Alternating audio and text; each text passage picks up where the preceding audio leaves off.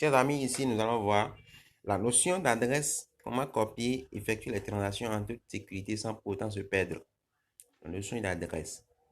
Euh, nous avions appris à créer dans la vidéo précédente un portefeuille 3 Wallet.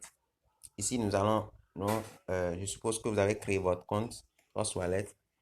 Voilà l'interface de votre 3 Wallet. En réalité, lorsque vous créez nouvellement le portefeuille, vous n'allez que voir dans le portefeuille le Bitcoin, Ethereum, BNS, Smart Chain. Ce sont ces crypto-monnaies qui seront à défaut sur l'interface. Maintenant, vous pouvez ajouter des crypto-monnaies. D'accord? Vous pouvez ajouter des crypto-monnaies. Je vais vous donner un exemple simple. Voilà. Et comment le faire? Si par exemple, on vous a parlé d'une crypto-monnaie et que vous êtes venu sur, bien dans Cross Wallet, que vous ne retrouvez pas la crypto-monnaie, vous pouvez par exemple, vous allez cliquer sur le coin supérieur à gauche, à droite ici, voilà. Et puis vous tapez dans la barre de recherche avec la crypto-monnaie qui vous a été donnée, le nom de la crypto-monnaie qui vous a été donnée. Si c'est par exemple, je vais dire, si c'est par exemple Tezos, Tezos va apparaître. Là, vous activez ça ici.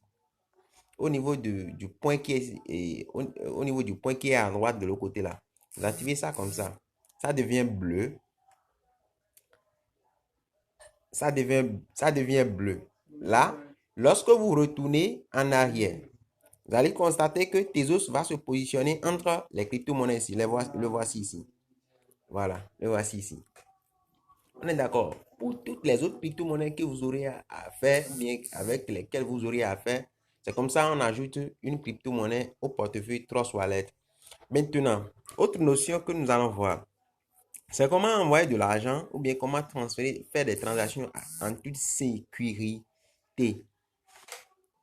Je suppose que ici, vous voulez envoyer par exemple, voilà, du Bitcoin à quelqu'un. Vous voulez envoyer par exemple, vous cliquez sur le Bitcoin d'abord. Il y a cette interface qui va vous parvenir. Vous cliquez sur envoyer. Voilà, envoyer. Au préalable, vous devriez d'abord demander à la personne. La personne aurait déjà vous envoyé en fait son adresse Bitcoin. On est d'accord. Voilà. C'est l'adresse. J'irai copier une adresse de l'autre côté. Je vais copier.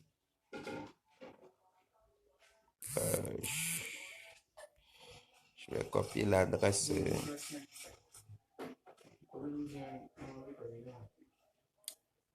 Bon. Je vais copier l'adresse.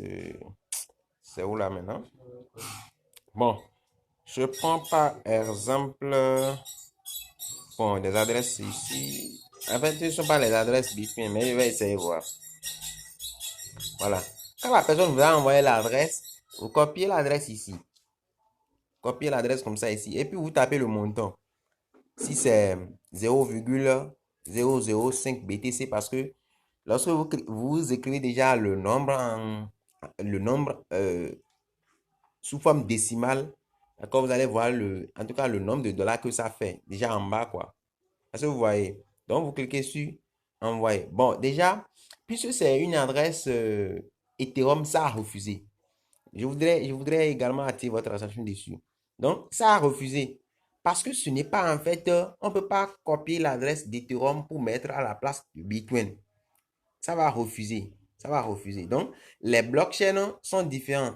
Bitcoin a sa blockchain, Ethereum a sa blockchain, Tron a sa blockchain. Toutes les crypto-monnaies ont leur blockchain, sauf les tokens qui utilisent les blockchains d'autres crypto-monnaies.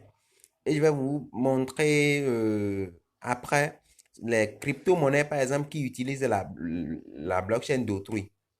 On est d'accord. Donc, si c'était que l'adresse était bon, vous allez voir que, bon, voilà, ça va passer à l'étape suivante où on vous demandera donc de confirmer.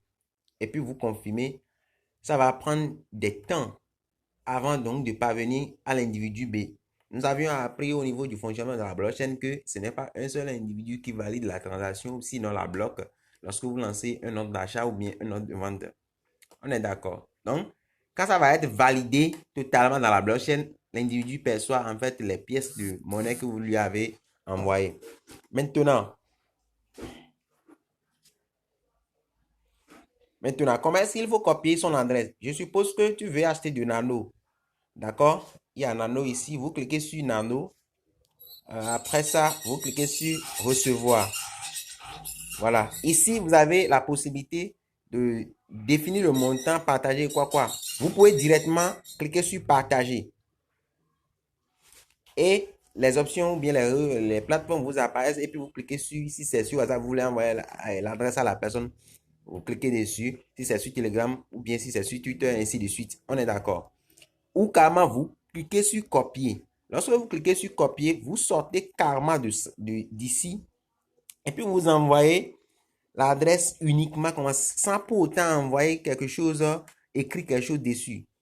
D'accord? Vous envoyez ça, vous envoyez l'adresse comme ça à la personne. On est d'accord. Et c'est ça, la personne copie exactement pour effectuer la transaction. Voilà comment est-ce que ça se passe. Donc, on ne peut pas vous demander, par exemple, l'adresse de Bitcoin. Vous dirigez copier l'adresse de Ethereum ou bien de BNB ou bien Smart Chain ou bien de Freecoin. Voilà. Maintenant, quelle remarque je voudrais vous faire comprendre également? Je voudrais vous montrer également. Vous savez, quand on prend l'adresse de Bitcoin, écoutez-moi, quand on prend l'adresse de Bitcoin, par exemple, l'adresse de Bitcoin, voilà, je copie ça, je copie l'adresse ici et puis je vais dans, excusez-moi, je vais dans Inbox ici, voilà, voilà, l'adresse que je viens de copier, toutes les adresses de Bitcoin commencent toujours par B. Toutes les adresses de Bitcoin commencent toujours par B. Donc, c'est une remarque que vous pouvez faire avec le temps dans votre aventure dans les crypto-monnaies, quoi. Si quelqu'un vous envoie, vous voulez faire une transaction, vous voulez faire une transaction, quelqu'un vous envoie une adresse d'Ethereum, par exemple, vous serez en mesure de comprendre, de savoir déjà. On est d'accord. On ira voir l'adresse de Ethereum. Ethereum. Je copie l'adresse de Ethereum.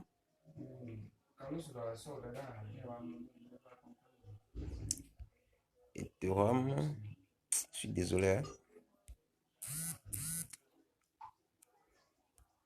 Voilà. L'adresse Ethereum commence toujours par OINS. OINS. En fait, chaque crypto-monnaie a sa spécificité en fait. Maintenant, la remarque que vous allez faire dans le temps, c'est que quand on vous demande l'adresse d'un token, par exemple, lorsque vous copiez l'adresse du token, si le token utilise la blockchain de Trust Wallet, vous allez constater que l'adresse va commencer par OINS. Exactement. Ou bien même l'adresse va être exactement la même chose. Mais qu'avant de faire la transaction, il faudrait passer par la blockchain Ethereum. Ou sinon, c'est la blockchain Ethereum qui s'en charge en fait de la transaction. Je ne sais pas si vous me comprenez. Donc, c'est comme ça se passe. Chaque crypto-monnaie avec sa spécificité. Par exemple, j'avais copié l'adresse de Nano. Regardez la façon dont ça se comporte. Voilà, cette adresse.